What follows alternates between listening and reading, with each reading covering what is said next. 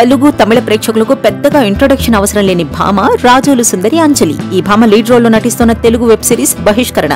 తాజాగా ఈ web series makers first look release చేశారు. ఈ మూవీలో అంజలి పుష్ప పాత్రలో కనిపించబోతోందని తెలుస్తోండగా ఇంతకీ ఈ భామను డైరెక్టర్ ఎలా చూపించబోతున్నాడన్నది సర్వత్రా ఆసక్తి నెలకొంది.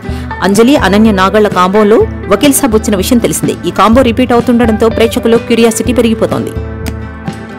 మీర్జాపూర్ లవర్స్ అందరూ ఎంతో ఆసక్తికరంగా ఎదురుచూస్తున్న సమయం రానే వచ్చింది.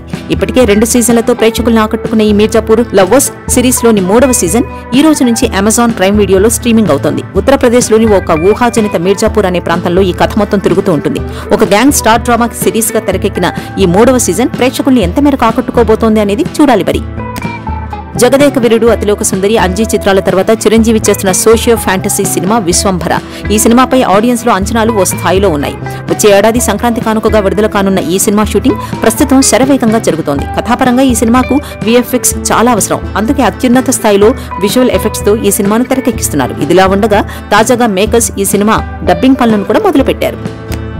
సరిపోదా శనివారంతో సినీ ప్రియుని అలరించేందుకు సిద్ధమవుతున్నారు నాని. ఆయన కథానాయకుడిగా నటిస్తున్న ఈ చిత్రాన్ని వివేక్ ఆత్రేయ తెరకెక్కిస్తున్నారు. ఇందులో సూర్య అనే పాత్రలో నాని కనిపించనున్న సంగతి తెలిసిందే.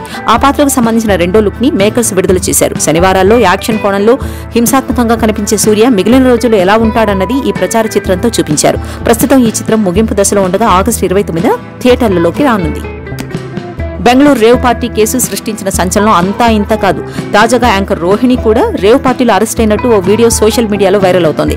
బర్త్డే పార్టీ అంటే వచ్చాను, నాకు ఏ సంబంధం లేదు, నాకు ఇంకా టెస్టులు కూడా చేయలేదు, పాజిటివ్ కూడా రాలేదు, ఇలా ఎవరైనా పార్టీ అని పిలిస్తే వివరాలు తెలుసుకోకుండా వెళ్లొద్దు అంటూ ఆమె మీడియాతో చెప్తున్నట్టు నా వీడియో చూసి యాంకర్ రోహిణి హేమపై సెటైర్లు వేస్తోంది అంటూ నెటిజన్స్ ఫన్నీ కామెంట్స్ చేస్తున్నారు.